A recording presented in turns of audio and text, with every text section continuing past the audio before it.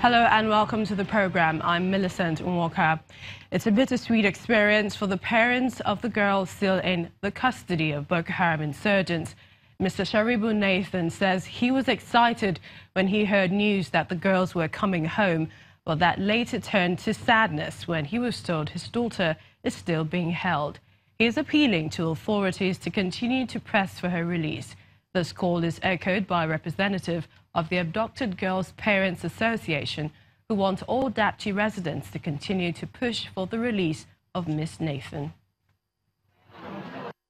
When I was in Yola, I heard that the abducted girls are on their way coming. I was very, very much happy about it. But later on, I was called that my daughter was not among them. I asked, what is the reason? And they were telling me this and that they told her to convince to Muslim, and she said she will not convince to Muslim. Hence, she is the only Christian among them. So they abducted her. And then from there, I was sad.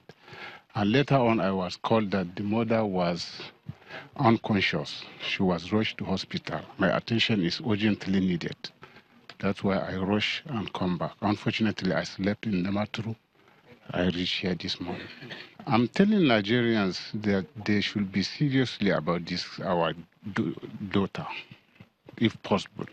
The way they brought others, they have to do their possible best and bring her too.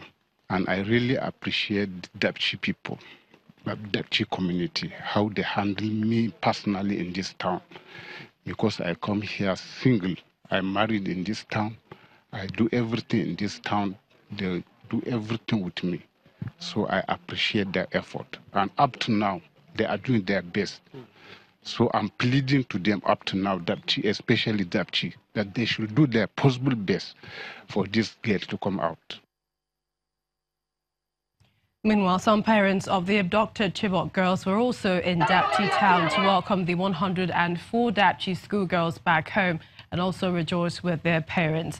They're also pleading with the Boko Haram insurgents to release their daughters who have been in captivity since 2014, calling on relevant authorities to mediate and help them secure the release of the remaining girls. The parents had arrived at Dapchi on Tuesday on a sympathy visit without having full knowledge of the girls' return. We cannot say anything other than to say thank you to those who have means or access to negotiate with these people. Or we can even thank the militant for releasing the girl. Because our own remain 20 days now, they are 4 years exactly in the hand of captors. But this exactly 1 month, because this girl was adopted on 20th February and yesterday was 20th March, exactly 1 year, 1 month. So it is welcome. We can even thank the militant for bringing the girls back. Not only Chibok or Dapchi, we were talking for rescue of all Nigerians who is in the hand of the captors. So we are praying to Mr. President, with this effort, Nigerians will be okay. He can do whatsoever he can do and brought back all Nigerians to be in their positions. Let's get more on the story from a lawyer and human rights activist, Yvonne Ben Idahosa. Thanks for joining us on the program. Yvonne, there is no doubt that you and many around the world are overjoyed that the Dapchi girls have been freed. But what are your thoughts on their manner of release and the government's claim that no ransom was paid?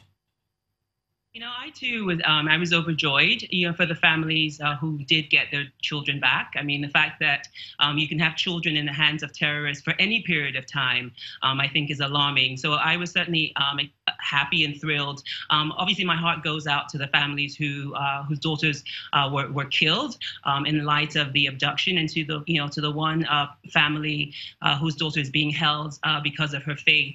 I think overall, I'm disappointed in the manner that the abduction happened in the first place, particularly since it was preventable, and the Nigerian government was certainly aware that there was a potential imminent attack in that particular area. And so for me, the fact that militants can still just storm into a particular area in northeast Nigeria and conduct a mass abduction and then return children on their own terms, I think is certainly alarming. It is morally reprehensible that we can leave children vulnerable to being trafficked, to being stolen, to being abducted. And so I know that there's a claim that no ransom was paid, but I think based on the prior negotiations by the Nigerian government, it's certainly I think it's an insult to our intelligence to believe that absolutely nothing, and that terrorists who have killed 20,000 people would willingly return children for absolutely nothing in return. Amnesty International accused the Nigerian army of failing to prevent the Dapchi abductions despite receiving advance warnings. Can this case be pursued in court legally? Is it possible to seek compensation for the victims from the federal government? I mean, there certainly is a legal basis, and the Bring Back Our Girls movement has certainly indicated that they will be proceeding with a lawsuit against the Nigerian government for criminal negligence. There are also other avenues. The ECOWAS court is one. Certainly, there's an avenue through the International Criminal Court as well. And so, yes, there's absolutely a basis when children are intentionally left to be attacked and to be attacked by terrorists. Yvonne, what are your thoughts again? Let's come back to the Christian girl who is in captivity, and you said because of her faith. What do you think the government can do, especially to make sure that she is released as soon as possible?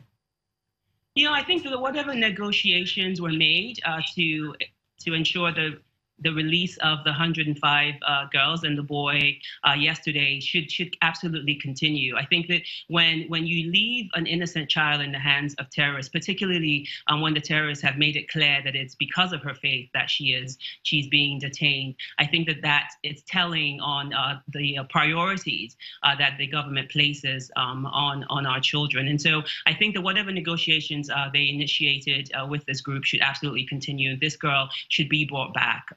In addition to all the rest that were returned yesterday. Finally, Yvonne, it would be heartbreaking and a total disgrace for Nigeria to witness another mass abduction like that of Chibok and, of course, Dapchi. But how can we prevent a recurrence?